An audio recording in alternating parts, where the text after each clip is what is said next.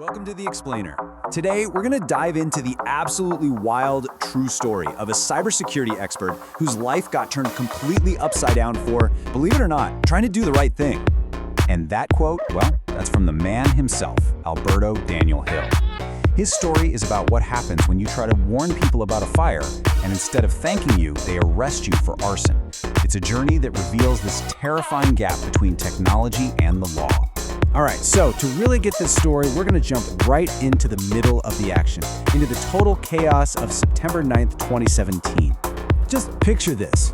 1 minute, you're a respected professional, a guy people hire to secure their systems. The next, you're in handcuffs, being accused of a massive cybercrime. And get this, he becomes the first hacker ever to be imprisoned in his entire country. I mean, that's a huge charge, right? Extortion. But to understand how a guy who literally built his career on protecting systems ends up locked in a South American prison, well, for that, we gotta go back a bit. So here's the thing. It's not like Hill was some unknown figure to the authorities. They knew who he was, just not as a criminal. Far from it, actually. He tried to help them. See, Hill calls himself a gray hat hacker. Now, what does that even mean? Well, he operates in this kind of tricky gray area. He finds massive security holes without getting permission first, but his goal isn't to steal or destroy. It's to basically force companies to fix their stuff before the real bad guys find it. And this chart just lays it out so clearly. You've got your good guys, the white hats, your bad guys, the black hats, and then there's the gray hats, right in the middle.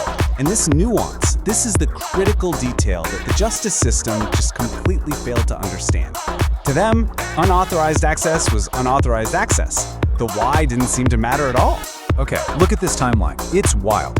Years, literally years before the actual crime, Hill finds these catastrophic security holes. We're talking admin/admin passwords, stuff you shouldn't see outside of a textbook. He reports them, then he finds another one exposing 200,000 medical records and reports that too. Then, in 2017, someone else, a totally unknown person, hacks the same company and tries to extort them. And who gets the blame? Hill. His own documented good deeds were twisted and used to frame him as the perfect fall guy. So that leads us to the investigation itself, which, well, as you're about to see, was just a total mess. A complete and utter failure of a system that was clearly out of its depth. So how did they get him to confess? Hill says they put him in an impossible position. They threatened to arrest the people he loved most, his mother and his girlfriend. What do you do? He confessed, but he did it thinking, okay, there's literally zero evidence connecting me to this 2017 extortion. My innocence will come out in court. He really underestimated how little that would matter. And the so-called evidence they seized from his house, it's almost comical if it wasn't so serious. Authorities paraded these items in front of the media like they were the tools of a criminal mastermind. An anonymous mask, a paper guillotine, and my personal favorite, 2 physical souvenir bitcoins. You know, the cheap metal ones you can buy online, which they genuinely thought were real cryptocurrency.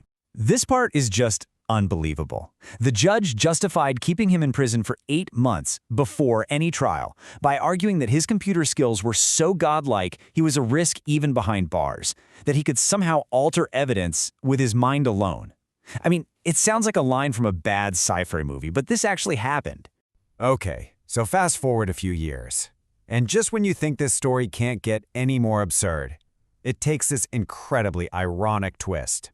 The exact same Interpol agent who had aggressively interrogated him gets in touch. And what does he want? He asks Hill to teach Interpol about cryptocurrencies because, and I'm quoting here, they had no idea how to investigate them.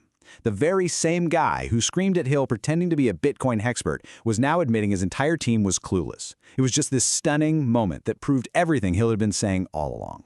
So, after 8 long months in prison, Hill was released on bail, and he was eventually exonerated after a grueling fight. But his freedom came at a devastating cost.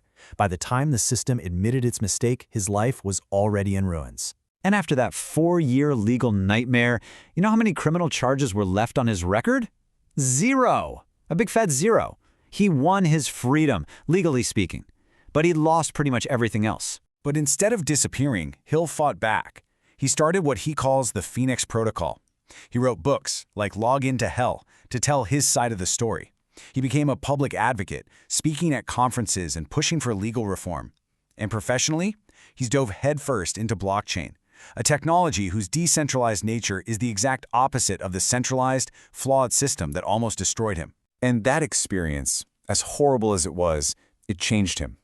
He talks about this idea of post-traumatic growth, how it didn't just rebuild his life, it forged a totally new, more resilient identity.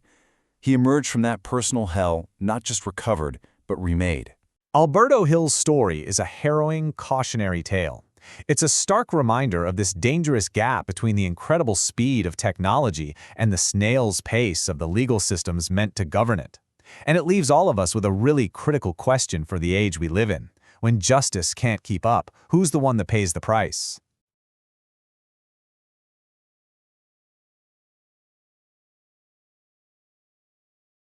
All right, let's get into a story that honestly, it sounds like something straight out of a Hollywood movie. It's a true story that's going to make you seriously question what justice even means in our super connected digital age. I mean, just put yourself in this situation for a second. What if you did the right thing, like exactly the right thing, and you ended up in prison for it? Well, for an ethical hacker named Alberto Hill, this wasn't just some hypothetical question. In September of 2017, this became his reality. And man, it was the start of a total nightmare. So here's the crazy part. When the police actually showed up and arrested him, Alberto wasn't even worried. In fact, he was kind of relieved. See, he was a total pro. He'd worked with the authorities before, so he just figured, okay, this is just some big misunderstanding. They told him it was about a cybercrime involving a healthcare company. And Alberto's first thought was, oh, okay, perfect. This must be about those security flaws I reported. I'll just explain what I did, the responsible disclosure, and I'll be out of here. But yeah, he couldn't have been more wrong. Because after hours and hours of questioning, the police finally dropped the bomb. They didn't care about his ethical reports. Nope. They were accusing him of trying to extort the company, demanding Bitcoin to keep quiet. So the charge wasn't for finding a flaw, it was for extortion. Okay, so how on earth did we get here? How did a guy doing the right thing get accused of something so wrong? Let's back up a bit and look at the actual good deeds that somehow led to this whole mess. So if you look at what Alberto actually did, it was like textbook responsible disclosure. Back in 2014, he finds this laughably bad admin/admin login flaw, come on, that exposed 200,000 patient records. What does he do? He immediately reports it to CERT.uy, the official government cybersecurity team in Uruguay. A year later, he finds another big problem on the same site, and again, boom, reports it right away. He even accidentally knocked a server offline for a bit in 2016 while doing some research, and he immediately called them up and said, hey, that was me, my bad. He was doing everything by the book. And this whole process, this is what we call responsible disclosure. It's the gold standard, right? It's how ethical hackers are supposed to behave. You find a problem, you tell the company privately, you give them time to fix it before any bad guys find out. The whole point is to make everyone safer. Alberto wasn't some renegade. He was basically doing a public service. The problem was the legal system he ran into, it had no clue what he was talking about. It was like he was speaking a different language. So instead of a trial about the facts, it became a trial against his entire profession, his tools, and really against technology itself. And the results? They were a disaster. And this right here, this just perfectly shows how out of their depth the authorities were. When they raided his house, they took all his stuff, his professional tools, his USB color, which is a tool for stress testing hardware. They called it a malicious weapon to destroy systems. He had an anonymous mask, the Guy Fawkes thing, which is just a cultural symbol at this point. They treated it like it was proof he was in a criminal hacker gang. And the best part? He had a few physical collectible Bitcoin coins, like souvenirs. They held those up as direct proof of the extortion plot. It was just a complete and total misunderstanding of everything he did for a living. And from there, the whole system just collapsed on him. The main evidence they had? Printed out firemall logs. From a forensic standpoint, that's completely useless. You can edit that in Microsoft Word. Then, get this. Uruguay's laws were so behind the times, they didn't even have a law for unauthorized access. So they had to charge him with extortion because it was the only thing that kind of fit. Then, the ultimate betrayal. The director of CERT.uy, the very agency he reported everything to, got on the stand and said he had no memory and no record of Alberto's reports. It completely gutted his defense. And the final nail in the coffin? An agent threatened to throw his mother and girlfriend in jail unless he confessed. So, he did. But if you think it can't get any more ridiculous, hold on. This might be the most absurd part of the entire story. The judge decided to keep him in prison before the trial, and the official reason was, well, you can read it right there. His computer knowledge was so powerful that he could, and I'm not making this up, mentally alter evidence stored at Interpol. I mean, that's not law, that's a superhero movie plot point. And that was the actual legal reasoning used to keep him locked up. So Alberto's time in prison was, as you can imagine, a complete nightmare. But his story doesn't end there. Because what happened when he got out? Well, nobody could have seen it coming, especially not him. So for 8 long months, Alberto was in prison, all based on this complete mess of flawed evidence and misunderstanding. The stress was unbelievable, so much so that he actually had a major health crisis and fell into a coma for 3 hours. I mean, this wasn't just a legal case. There was a very real, very brutal human cost. And when he was finally released, he was diagnosed with PTSD. You can imagine why. The whole ordeal just left these deep, permanent scars and completely changed how he saw the world, especially the systems that are supposed to protect you. But this is where the story takes a really strange turn. It's the central irony of this whole thing. See, for most people who've been to prison, their career is over. That record is a huge barrier. But for Alberto, in the weird specialized world of cybersecurity, the opposite happened. His notoriety, this crazy story of being a hacker who was unjustly imprisoned, it made his market value go through the roof. His phone started ringing off the hook with dream job offers. Now, he could have just taken one of those jobs and moved on with his life, but he didn't. Instead, he took all that trauma and turned it into a mission. He decided to fight to fix the very system that broke him, to make sure this never, ever happened to another person. Because what happened to him created something called a chilling effect. Think about it. All the other good guy hackers in Uruguay saw this and thought, whoa, if I report a security flaw, I could go to prison too. So they just stopped.